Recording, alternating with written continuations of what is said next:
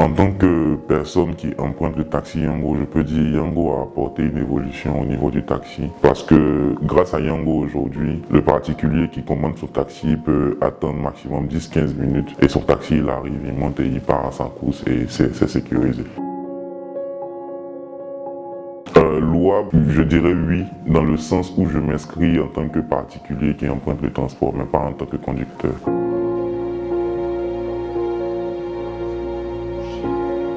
Ce que je reproche à Yango, c'est le fait de vouloir fonctionner sans tenir compte des chauffeurs de taxi qui, en majeure partie, sont ceux-là qui permettent à Yango de faire son chiffre d'affaires ici en Côte d'Ivoire.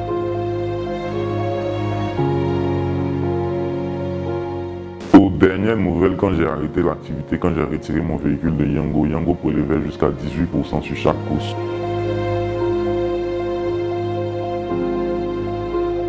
Alors en fait, comme je le disais, avec Yango, on a l'impression que Yango fonctionne sans tenir compte du chauffeur. Le chauffeur est en majeure partie celui qui représente le capital de Yango, celui qui permet à Yango d'avoir de l'argent. Mais Yango prend des décisions sans tenir compte de la vie du chauffeur. La course est déjà prélevée à 18%. C'est-à-dire je fais une course de 10 000, Yango me prélève 900. Mais c'est sans tenir compte du carburant que je dois payer, sans tenir compte des unités que je dois payer, de l'internet que je dois payer, s'il y a des radars que je n'ai pas respectés que je dois payer, de l'assurance que je dois payer. Donc en fin de compte, on a l'impression que Yango se fait de l'argent sur le dos des taximètres et Yango maltraite un peu le taximètre.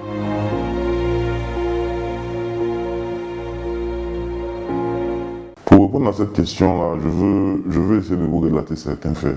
On a des entreprises comme Elite Alliance qui ont créé des entreprises pour permettre à des personnes de souscrire. C'est-à-dire tu viens, tu donnes 2 millions, 3 millions, on te met un véhicule à disposition et au bout d'un certain temps, le véhicule te revient. Aujourd'hui, on a cette entreprise-là qui a son directeur général qui est en fuite. Si le directeur général est en fuite, c'est parce que l'activité ne marche pas. Parce qu'une activité qui marche ne va pas pousser le directeur général à fuir. C'est parce qu'il n'arrive plus à honorer ses engagements. Et pour les particuliers qui achètent leur véhicule pour mettre dans le transport, moi je vous dis que sur une barre de 100 personnes, il y a 80 qui le regrettent. On investit pour pouvoir gagner de l'argent sur un bon moment. Mais quand tu perçois l'argent aujourd'hui et que demain, d'ici 1 an, 2 ans, tu seras obligé de prendre l'argent que tu as épargné de ton taxi pour réparer la même voiture, je me dis il y a une erreur, il y a une faille quelque part. Parce qu'aujourd'hui, le coût élevé du prélèvement des taxes de Yango sur la course du chauffeur pousse le chauffeur à rouler de manière vraiment désordonnée. L'activité Yango en Côte d'Ivoire, il faut le dire, est bénéfique pour une seule partie, pour l'entreprise Yango.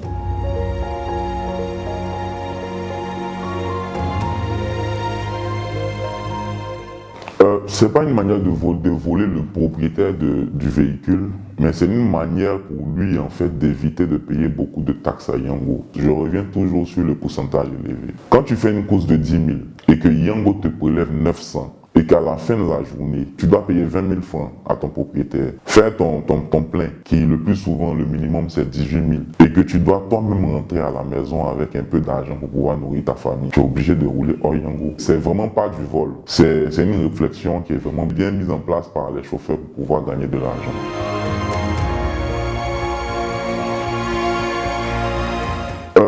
Je ne peux pas vous confirmer qu'il y a un syndicat parce que quand j'ai commencé à connaître les anomalies de Yango, les nouvelles mises à jour de Yango, j'ai interpellé plusieurs chauffeurs. Je leur ai dit, dans tout secteur d'activité, même le docker du port, qui est le moins payé, a un syndicat pour revendiquer ses droits. Que tu travailles avec le privé ou avec le public, tu as le droit de parler. Nous sommes dans un pays démocratique, un pays libre d'expression. Donc, il serait essentiel que tous les chauffeurs de Yango puissent se réunir en syndicat pour aller revendiquer leurs droits. Aller vers Yango et dire à Yango, les nouvelles mises à jour que vous mettez ne nous arrangent pas. Moi, je veux lancer un appel à tout chauffeur de Yango. Le secteur du transport en Côte d'Ivoire, là, bien avant que Yango n'arrive, moi, je sortais de chez moi, j'arrêtais mon taxi, je partais où je pars. Donc, Yango ne peut pas se permettre d'exploiter des enfants d'un pays, des enfants qui veulent réussir. Essayez de vous asseoir, mettez en place un syndicat normal, allez-y vers le ministère du Transport, qui est le ministère de tutelle, montrez-lui vos revendications pour que demain, chacun de nous, en fait, puisse bénéficier d'un meilleur traitement.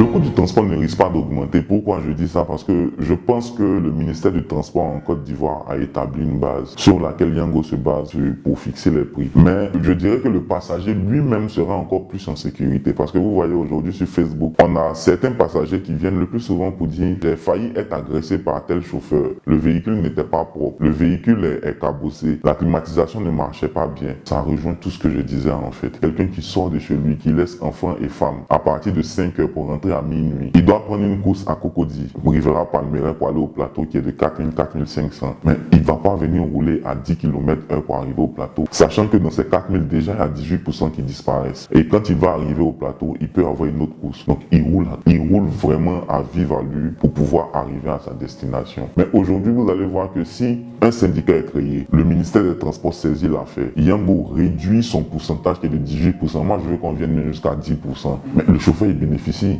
Donc, il va sortir, il sort normalement comme toute personne, il va sortir peut-être à 5 heures vu qu'il fait du taxi. Il peut rouler jusqu'à 18h, 20h avec les 10% qui seront mis en place. Il peut faire sa recette calmement, il a l'argent du carburant, il a l'argent de son rechargement et après il rentre. Toi-même, tu parles de 2500. Une course de 600 sur Yango prélève 18%. Sur une course de 600, Yango prélève 18%. En fait, il faut que les passagers sachent quelque chose. C'est-à-dire, moi, ce que j'aime en Côte d'Ivoire, c'est que quand l'Ivoirien est informé de quelque chose qui ne va pas bien, il saisit l'affaire et il va jusqu'au bout. Aujourd'hui, là, moi, je vais attirer l'attention de tout Ivoirien qui emprunte le Yango. Parce que quand vous montez dans un véhicule et que vous payez même 600 francs CFA, calculez 18% de 600 francs CFA et regardez ce que le chauffeur gagne. Aujourd'hui, pour un petit véhicule, je dirais même une Suzuki Baleno, l'assurance du transport, c'est 33 000. L'État exige que tout taxi Yango ait une assurance transport, c'est 33 000 le mois. Le taxi Yango doit avoir une vignette, je crois, ou une patente. Est-ce que Yango diminue son pourcentage face à tous ces papiers que le chauffeur de taxi doit faire? Quand j'investis dans une activité, c'est pour pouvoir gagner, c'est pas pour pouvoir enrichir une autre personne. On est en Côte d'Ivoire, on est solidaire. Je veux pas être celui qui n'aime pas l'activité de l'autre, mais je veux être celui qui veut lancer un appel à tout Ivoirien et lui dire qu'en Côte d'Ivoire, l'entreprise Yango est en train d'abuser des chauffeurs de taxi.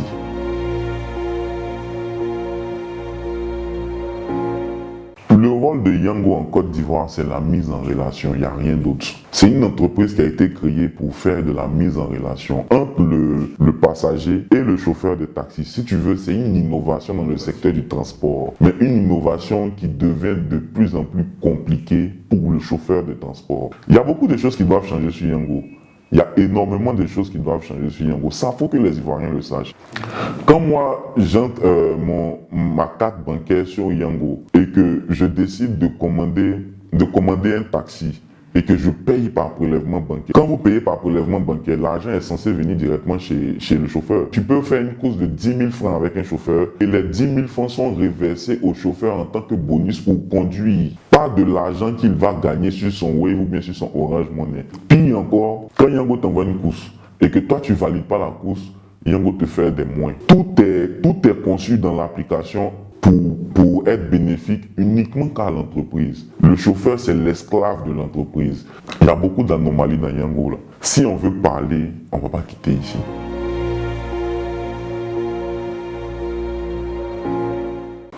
Mon mot de fin, c'est toujours la même chose. J'invite le ministère du Transport en Côte d'Ivoire à avoir un regard vraiment bienveillant sur cette histoire de Yango en Côte d'Ivoire pour permettre à tout chauffeur Yango qui est d'abord fils de la Côte d'Ivoire, qui est d'abord ivoirien, de pouvoir bénéficier de quelque chose parce qu'il est abusé sans toutefois pouvoir se plaindre. En deuxième lieu, je voudrais lancer un appel vraiment à tout chauffeur de Yango en Côte d'Ivoire. Les gars, vous êtes la force de Yango.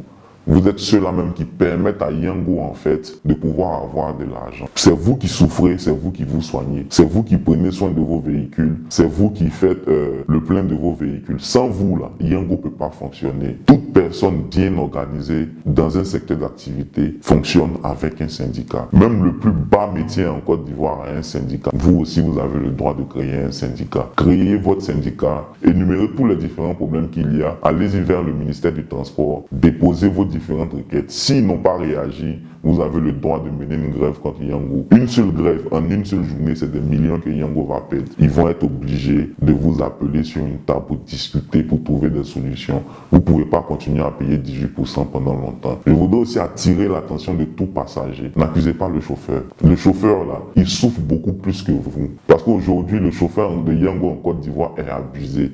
Vous aussi, en tant qu'Ivoirien, vous pouvez soutenir le mouvement. Vous pouvez vraiment faire du tapage sur les réseaux sociaux. Vous pouvez le faire pour appeler Yango à respecter le chauffeur qui est votre frère ivoirien. Mon dernier appel, c'est aux propriétaires de véhicules. On investit dans une activité pour pouvoir gagner de l'argent en retour. On n'investit pas dans une activité pour prendre cet argent-là, pour réparer le véhicule qu'on a acheté. Nos doyens, là, ils le disent souvent, seul j'avance, mais c'est ensemble qu'on va plus loin. On doit se mettre ensemble, passagers, propriétaires, chauffeurs.